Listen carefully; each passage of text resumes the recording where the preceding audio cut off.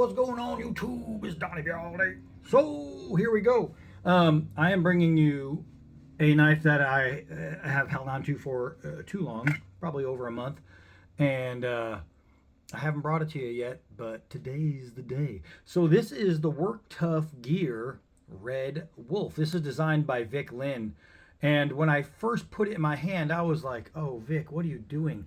Making a masterpiece." That's what he's doing. The design on this, while it looks pretty plain to the average guy, you're going to look at it and you're going to go, okay, so there's no difference between the steel wheel roamers and the SE6s and all the knives that are built basically the same. The reason people keep doing designs like this is because this design works. So when you're talking about an outdoor knife, having a beautiful, long, sweet drop point with a nice, long, sweet edge on a flat grind with a contoured hand, where's the complaint? So that's my first thing going into it is okay, I'm going to grab the knife and I'm going to try and figure out, okay, what's wrong? What would I have done different? How could I make this knife better? This knife's awesome. I'm not gonna lie to you. And I haven't taken it out yet, haven't used it day one, but I've seen it being used. I know what it looks like being used. I know how it performs. I know how it's going to perform. I don't know how the edge is because it is a very, very used edge. And it might not be shave sharp right now, but it's field sharp. It's sharp enough to use, and that's what we're doing. When it comes straight out of the box, when you buy them brand new, they come shave sharp. This is a heavily used knife from Scabber over at Choir Boys Outdoors, and he used it. So obviously the edge is not brand new. I'm not going to expect it to be, so I'm not going to judge this knife as a brand new knife and say, oh, this is how Vic Lynn's edges are. No, this is not Vic Lynn's edge. So if you see it struggle at anything, remember that this edge is a used edge. So I'm testing this knife as somebody found a knife that's 50 years old and they said, crap, I need an emergency knife. Is it going to work? Even used and abused and beaten and torn up, this knife is going to work. I can guarantee it. So before we get into it, we're going to talk about the sheath. Now, I don't know if Vic sends the sheaths like this with no way to mount. But I have two Tuff Gear knives here, and neither of them have mounting hardware. I don't know if that was something Scab did, or if they sent him a knife to check out and didn't bother giving it to him because they're just sending him some knives for him to go over. I don't know. I don't know how that works, but you can see it's got tons of area for lashing. It's got tons of area so you can do an ulti clip. It's got tons of area. You can do cordage and ferro rods and anything you're going to need or want, you're going to be able to do on this. It also has a big drainage hole. So if you are belt carrying, chest carrying, any kind of carry, and you are going into water, if you are waist deep, chest deep, neck deep, over your head deep, once you come out of that water, it's going to drain through pretty good. And then you can just pull out the blade and wipe it dry and keep it clean. And you're going to be a-okay with that. So that is very, very good. The sheath itself, great retention. All the kinds of holes you'd want in the sheath to be there with none that you don't. There's a couple things that a lot of haters are going to talk about this knife, and I'm going to wash away that real quick. They're going to say it's a skeleton tang. That means it is not a true full tang coverage, but that means there's parts of this tang are drilled out. So it's hollow inside of here in certain areas. I don't know how he did it. I don't know if he has any crossbars, if it's just oval. No idea. I'm not going to take it apart to check.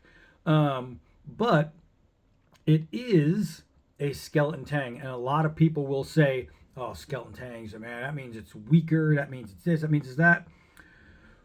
No, it's not. When you're using especially a knife like this where you're going to be carving and you're using the grip, you know what I mean? This knife is going to be in full control at all times because it's a knife that you need to be able to control for the kind of tasks you're doing.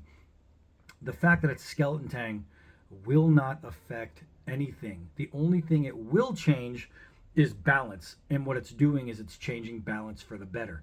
So you have a really, really nice balance point on this knife because of the weight reduction here. As far as what's going on back here, the liners, the liners are so clean, so nice looking. The green G10 looks really good. It is so well textured. You do have a lanyard hole back here tucked in. So everything is hidden. It's really nice when you're pushing into your Kydex sheath. When you're going this way, there is nothing to hurt your hand. There's nothing to stab you, poke you, grind against you. Ooh, there's nothing that's going to bother you in any way. It is a super clean design. Your finger wells are both really peaky without being annoyingly pointy. They're just done right.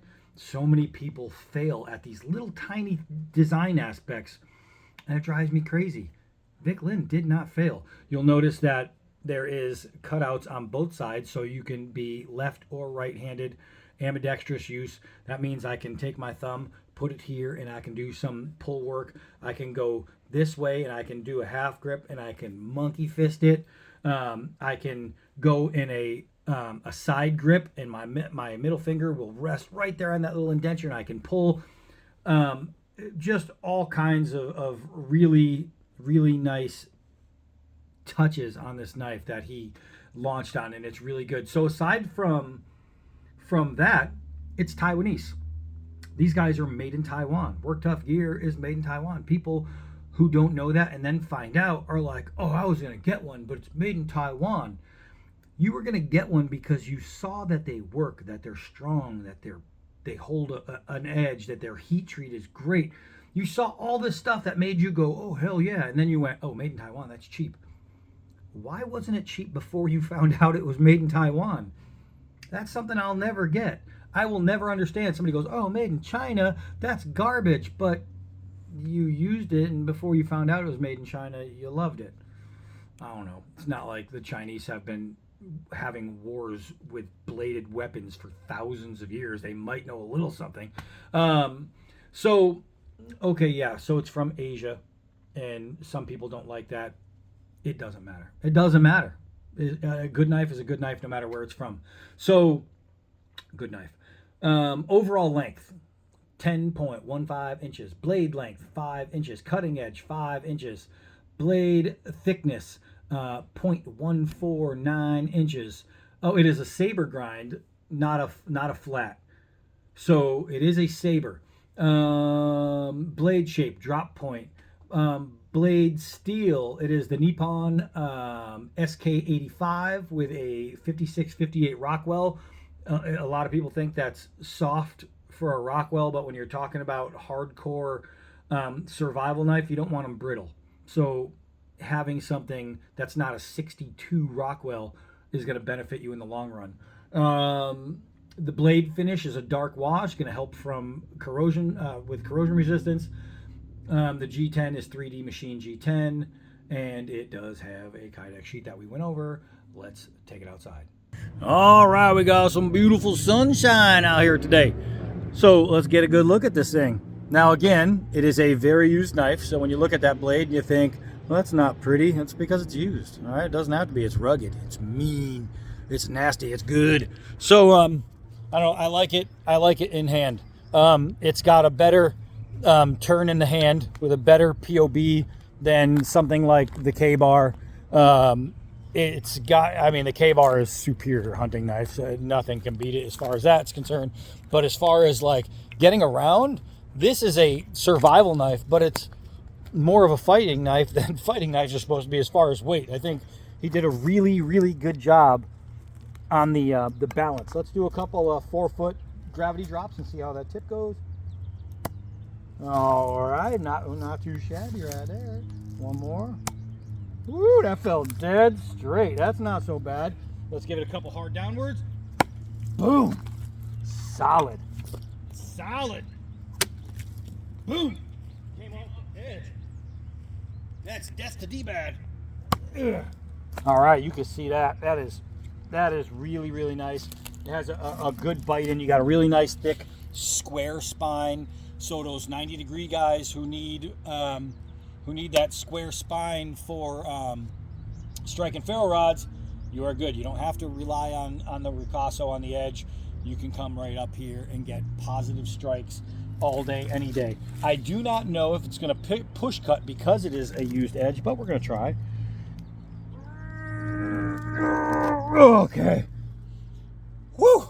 It's a used edge. And I had to put a whole lot of D-bad muscle into that. But it went. Can you imagine if this is a brand new edge? This is a hard used edge.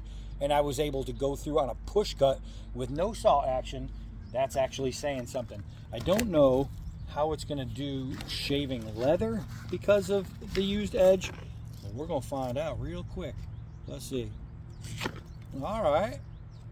On leather that I can't even keep still because it's folding, I'm able to shave. I'm still able to shave the leather. Look at that. Look at that. All right, so the edge is still a really fair working edge. Nothing bad you could say about it. Let's see here. Extension cord. Boom. Super clean cut. Really nice. What I noticed right off the bat is choking down on the rear finger well. I put my middle finger in there, and it just almost kind of using the OK grip swing like you would with a kukri. It swings so natural.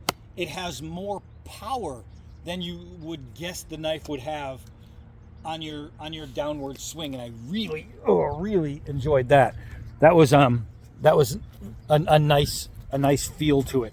This knife has really great recovery in the hand. It's a nice knife. It's a nice knife. Well, I mean, I'm trying to think, like, what can you say?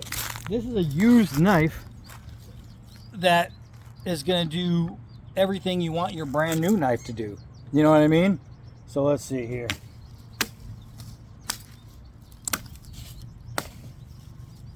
There we go. So you see all that action right there. It's pretty nice. I'm going to choke down.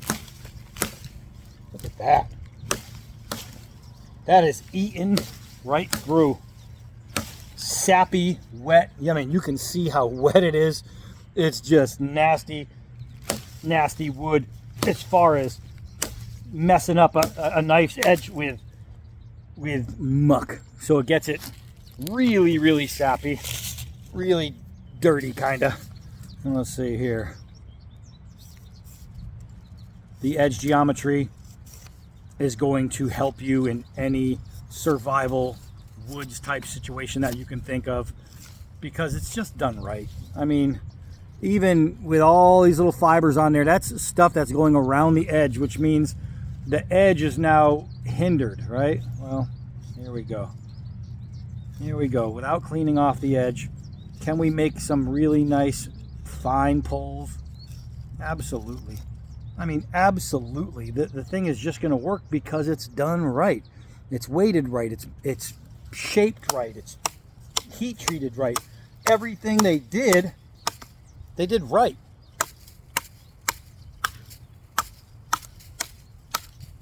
Golly.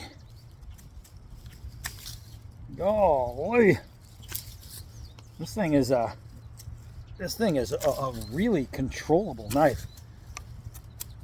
Trying to get a really deep cut because it's harder, and trying to see where my sticking point is going to be, but for some reason it's not. I'm able to get way up here because that finger well is protecting my hand from going anywhere. It acts as a natural guard, and I'm going pretty close to where like the little choil is, and it's just excellent. It's excellent. And this knife is just getting dirtier and dirtier, but it's not going to affect it. I'm telling you, it's not going to affect the use. Sorry, let's come over here. Use a completely different wood, nice and dried. Let's see. Look at how. See how tight that little curl is right there. That is hairline curls. I can't see because I got a glare, but I'm assuming you can see it. Man,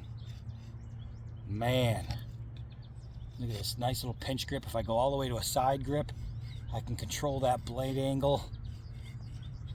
With all that sap on there, I can get swoops, I can get curls, do anything I want with this knife because it's just made right. It's made right, and beyond that, it's designed right. You know what I mean? This is survival knife 101 design. It's how it should be. Look at these curls, are just so nice. So nice. I am absolutely digging what Vic Lynn has done with this blade. And this is only the second Work Tuff knife I've gone through. The first one I liked. Not gonna lie, I didn't love it, you know what I mean? But you're not gonna love everything. This one, different story. Yeah, baby! Alright, so this is longer than I am tall by quite a bit. We're about 9 feet. And that throw was freaking perfect. That was freaking perfect, baby! Just a really, really nice feeling knife. Great in the hand. It's actually one of those blades that's a joy to hold. You know, the Outpost Command from Tops for me is one of these knives where you put it in your hand. The Toki from Condor, you put it in your hand and you're just like, yes, please. It's that kind of knife. It's so welcoming, if that makes sense. So here we go. Here's a nice knotty piece. I don't know if this is gonna come off, but you know what? Let's take it off. We got the right knife for it. Let's take it off.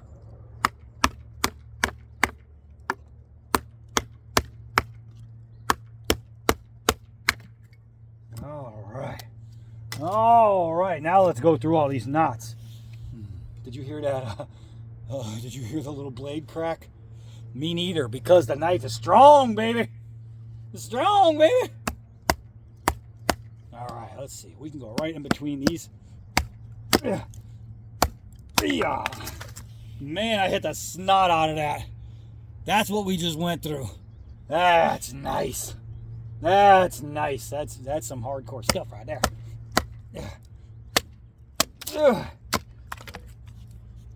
Just tearing through knots. This is when you're going to use a knife as an example and display how well it'll go through wood. The last thing you want to do is find a piece of wood like this, because it's the best way to possibly ruin your knife. I don't know. I got some confidence. I got some confidence in this knife. Golly. That's something special right there. This knife is really, really nice. Golly, this knife is really, really nice. I am absolutely digging the feel of this. Just the comfort, the usability, the maneuverability, the fact that I can put it any way I want. I can get a full range out of this knife. Super nice, super nice. This is impressive. If you've seen Scab's video on this, he probably told you, oh, it's a great knife, it's this, it's that. He is right. The guy didn't lie. This knife is, it's fantastic for the kind of knife you're getting. If you're looking for a survival knife, and that's what you're buying, you're not going wrong with this knife. Let's see, I'm gonna lean way over here on some hardwood. Oh, man, I am able to get a full grip without worrying about it flying out of my hand. That is nice, man. And I mean, just swinging hard, no problems. This knife is really, really good. So if you were looking into Work Tuff gear and you were saying, all right, I want to try them out because I want to get a knife that I will love and that I can use every day, any day. Where's that dog of mine? Bixby! If you want that kind of knife, go with the Red Wolf. Go with the Red Wolf. I'm gonna find him real quick. Head dog, come on. So honestly, if you're really looking for something, they have all kinds of crazy stuff. You got some kooky stuff, some goofy stuff, and then you get some just real world stuff. This is a real world knife, right? This is a real world knife. Think about like my knives.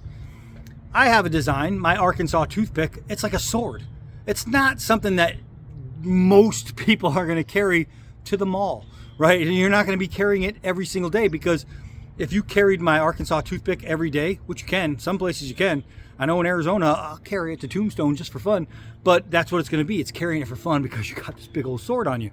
But if I was going to be working in the yard, I wouldn't want to carry my Arkansas toothpick because it's more of a fun design. This thing is one of those that's not just a fun design. You can have some fun with it without a doubt, but this is just a real world working knife. That's what it is. I have to say, this thing is really, really nice. As far as survival type knives, bushcraft knives, I've seen the stuff that they have, and they have a bunch.